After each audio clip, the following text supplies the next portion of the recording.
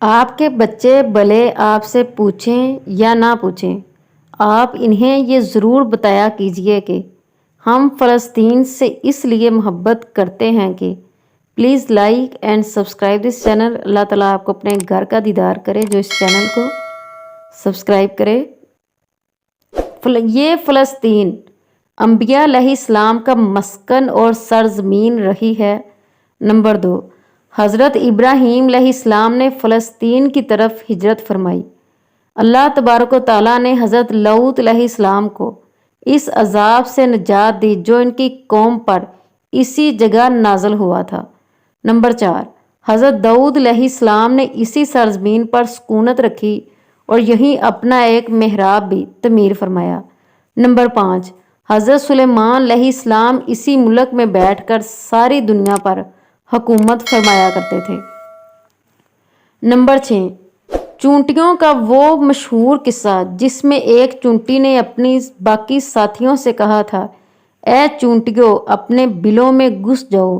یہیں اس ملک میں واقع اسکلان شہر کی ایک وادی میں پیش آیا تھا جس کا نام بعد میں وادی النمل چونٹیوں کی وادی رکھ دیا گیا تھا۔ نمبر 7، حضرت زکریا علیہ السلام کا محراب بھی اسی شہر میں ہے۔ نمبر 8، حضرت موسیٰ علیہ السلام نے اسی ملک کے بارے میں اپنے ساتھیوں سے کہا تھا کہ اس مقدس شہر میں داخل ہو جاؤ۔ انہوں نے اس شہر کو مقدس، اس شہر کے شرک سے پاک ہونے اور انبیاء علیہ السلام کا مسکن ہونے کی وجہ سے کہا تھا۔ نمبر 9، اس شہر میں کئی معجزات وقوع پذیر ہوئے جن میں ایک کنواری بی بی حضرت مریم کے بطن سے حضرت عیسیٰ علیہ السلام کی ولادت مبارکہ بھی ہے۔ نمبر 10، حضرت عیسیٰ علیہ السلام کو جب ان کی قوم نے قتل کرنا چاہا تو اللہ تبارک و تعالیٰ نے انہیں اسی شہر سے آسمان پر اٹھا لیا تھا۔ نمبر 11، ولادت کے بعد جب عورت اپنی جسمانی کمزوری کی انتہا پر ہوتی ہے، ایسی حالت میں بھی بی بی مریم کا کھجور کے تنے کو ہلا دینا بھی ایک معجزہ الہی ہے۔ نمبر 12، قیامت کی علامات میں سے حضرت عیسیٰ علیہ السلام کا زمین پر واپس تشریف اسی شہر کے مقام سفید منار کے پاس ہوگا۔ نمبر 13، اسی شہر کے ہی مقام باب اللد پر حضرت عیسیٰ علیہ السلام مسیح دجال کو قتل کریں گے۔ نمبر 14، فلسطین ہی ارض محشر ہے۔ نمبر 15، اسی شہر میں ہی یاجوج مجوج کا زمین میں قتال اور فساد کا کام شروع ہوگا۔ نمبر 16، اس شہر میں وقوع پذیر ہونے والے قصوں میں سے ایک قصہ طالوت اور جلوت کا بھی ہے۔ نمبر 17، فلسطین کو نماز کی فرضیت کے بعد مسلمانوں کو قبلہ اول ہونے کا اعزاز بھی حاصل ہے۔ ہجرت کے بعد حضرت جبرائیل علیہ السلام دوران نماز ہی حکم ربی سے آقا علیہ السلام کو مسجد اقصی فلسطین سے بیت اللہ کعبہ مشرفہ مکہ مکرمہ کی طرف رخ کرا گئے تھے۔ جس مسجد میں یہ واقعہ پیش آیا وہ مسجد آج بھی مسجد قبلتین کہلاتی ہے۔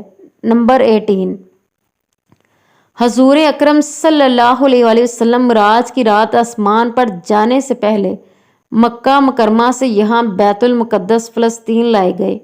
نمبر 19، سرکار دو عالم صلی اللہ علیہ وآلہ وسلم کی اقتداء میں انبیاء علیہ السلام نے یہاں نماز ادا فرمائی۔ اسی طرح فلسطین ایک بار پھر سارے انبیاء کا مسکن بن گیا۔ نمبر 20، سیدنا ابو ذر کہتے ہیں کہ میں نے رسول اللہ صلی اللہ علیہ وآلہ وسلم سے عرض کیا کہ زمین پر سب سے پہلی مسجد کون سی بنائی گئی؟ تو آپ صلی اللہ علیہ وآلہ وسلم نے فرمایا کہ مسجد الحرام یعنی خانہ کعبہ۔ میں نے عرض کیا کہ پھر کون سی مسجد بنائی گئی؟ تو آپ نے فرمایا کہ مسجد اقصی یعنی بیت المقدس۔ میں نے پھر عرض کیا ان دونوں کے درمیان کتنا فاصلہ ہے؟ آپ صلی اللہ علیہ وآلہ وسلم نے فرمایا کہ 40 برس کا، اور تو جہاں بھی نماز کا وقت پا لے وہیں نماز ادا کر لے، پس وہ مسجد ہی ہے۔ نمبر 21، وصال صلی اللہ علیہ وآلہ وسلم کے بعد حضرت ابوبکر صدیق کو ارتداد کے فتنہ اور دیگر کئی مشکلات سے निपटने के लिए अस्करी और अफरादी कुव्वत की अशद ज़रूरत के बावजूद भी अर्ज़ शाम फ़लस्तीन की तरफ आप सल्लल्लाहु अलैहि वसल्लम का तैयार करदा लश्कर भेजना भी एक नाकाबिले फरमोश हकीकत है। नंबर 22, इस्लाम के सुनहरी दौर फ़रूकी में दुनिया भर की फतूहात को छोड़कर महज फ़लस्तीन की फ़तह के लिए खुद सैयदना उमर कर चल कर जाना और यहाँ पर जाकर नमाज अदा करना इसी शहर की अजमत को उजागर करता है।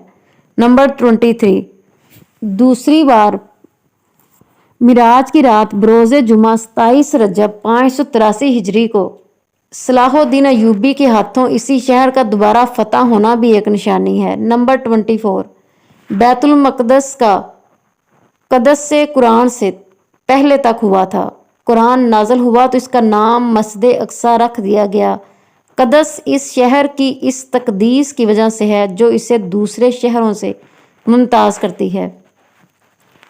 इस शहर के हसूल और इसे रूमियों के जबड़ो इस्तबदाद से बचाने के लिए 5000 से ज़ायद सहाबाए किराम रज़वानुल्लाह सल्लल्लाहु अलैहि वसल्लम के सहाबी जामे शहादत नोश फरमाया। शहादत का बाब आज तक बंद नहीं हुआ, सिलसिला अभी तक चल रहा है। ये शहर इसी तरह शहीदों का शहर है।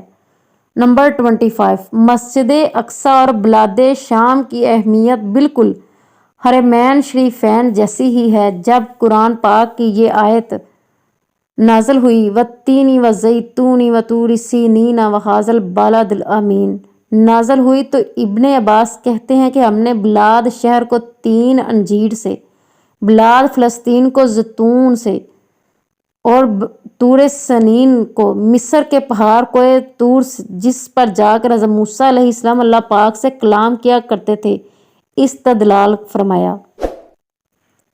नंबर 26, और कुरान पाक की ये आयत मुबारका है जिसका तर्जमा है कि उम्मते मोहम्मद हकीकत में इस मक़दस सरज़मीन की वारिस है। नंबर 27, फ़लस्तीन की अज़मत का अंदाज़ा इस बात से भी लगाया जा सकता है कि यहाँ पर पढ़ी जाने वाली हर नमाज का अजर 500 गुना बढ़ा कर दिया जाता है। Please like and subscribe this channel. Thanks for watching. जज़ाकिल्लाह।